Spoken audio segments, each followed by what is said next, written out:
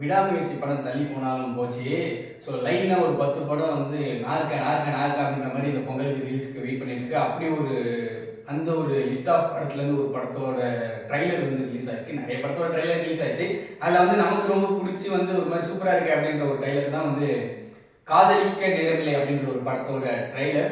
ஆக்சுவலாக அந்த படத்தோட பாடல்கள்லாம் ரிலீஸ் ஆகி ஒரு மாதிரி பயங்கரமான வைரலான ஒரு பாடலையே இசையில் இந்த தருணத்தில் வந்து இப்போ ட்ரைலர் வந்து ரிலீஸ் ஆகிருக்கு. ஜெயம் ரவி அப்புறம் நித்யா மேனன் நடிப்பில் அப்படின்ற மாதிரி சொல்லலாம். ஸோ எனக்கு இந்த ட்ரைலர் வந்து ரொம்ப ரொம்ப பிடிச்ச ஒரு விஷயம் வந்து ஒரு ட்ரையாங்கிள் லவ் ஸ்டோரின்னு சொல்லாமா இல்லை மினி ஆங்கிள் லவ் ஸ்டோரி அப்படின்னு சொல்லாமான்னு தெரியல. நிறைய குழப்பம் இருக்கு இந்த படத்தில். நம்மளால இதுதான் கதை அப்படின்னு சொல்லிட்டு பெருசாக வந்து நம்மளால ஜட்ஜ் பண்ண முடியல.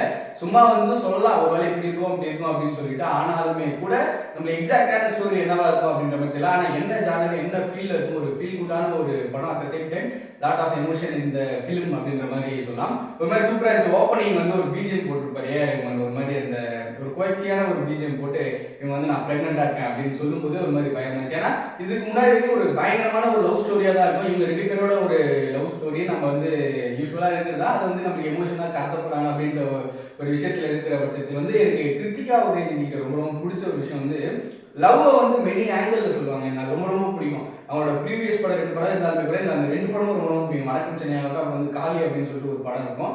அதுல வந்து ஜானரா வேறையா இருந்தாலுமே கூட தீமா லவ் தான் இருக்கும். அது வந்து ஒரு மாதிரி சூப்பரா சொல்லுவாங்க. அதே மாதிரி தான் இப்போ அந்த லவ் வந்து மினி ஆங்கிள் சொன்னது வந்து எனக்கு ரொம்ப பிடிச்சிச்சு. அதுவும் ஏஆர் ரஹ்மானோட இசையில. அதே மாதிரி உள்ள வந்து ஆர்டிஸ்டா பார்த்தா வந்து எல்லாருமே நோன் ஆர்டிஸ்டா இருக்காங்க. அது வந்து எனக்கு ரொம்ப ரொம்ப பிடிச்சிருந்துச்சு. ஏன்னா படத்தோட கதை வந்து புதுசா இருக்கிற பட்சத்தில் வந்து நாம வந்து புது புது ஆக்டர்ஸ் அந்த ஒரு பர்ஃபெக்டான ஒரு ஸ்பெசிஃபிக்கான ஒரு ஜானர் ஃபிலிம்ல நமக்கு தெரிஞ்ச ஆக்டர்ஸ் இருக்கணுமா இல்லையா அதெல்லாம் நமக்கு தெரியல. ஆனா இந்த மாதிரியான ஒரு ஃபன் ஃபிலிம்ல ஒரு எமோஷனல் ஃபிலிம்ல நம்மளால வந்து ஈஸியா கனெக்ட் பண்ணக்கூடிய நிறைய கேரக்டர்ஸ் வந்து எனக்கு ரொம்ப பிடிச்சி. அதில் வந்து யோகி பாபு டைலாக் சொல்றது வந்து எனக்கு ரொம்ப பிடிச்சிருந்துச்சு.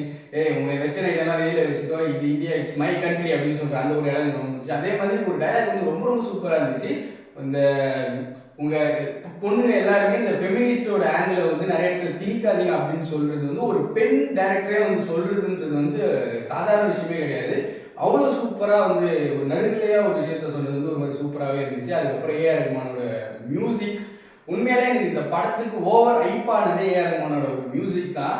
அவரால் எந்த காலகட்டத்திலுமே அந்த காலகட்டத்திற்கு ஏற்றாற் போல பிஜிஎம் போட முடியும். ஸோ அதில் வந்து எனக்கு ஃபர்ஸ்ட் அந்த பிரேக்கப் பிஜிஎம் ஸ்டார்ட் ஆகி அதுக்கப்புறமா ஒரு பக்கம் அந்த பீக்ல போய் அந்த என்னை இழுக்குதடி அந்த பாடல் வரும்.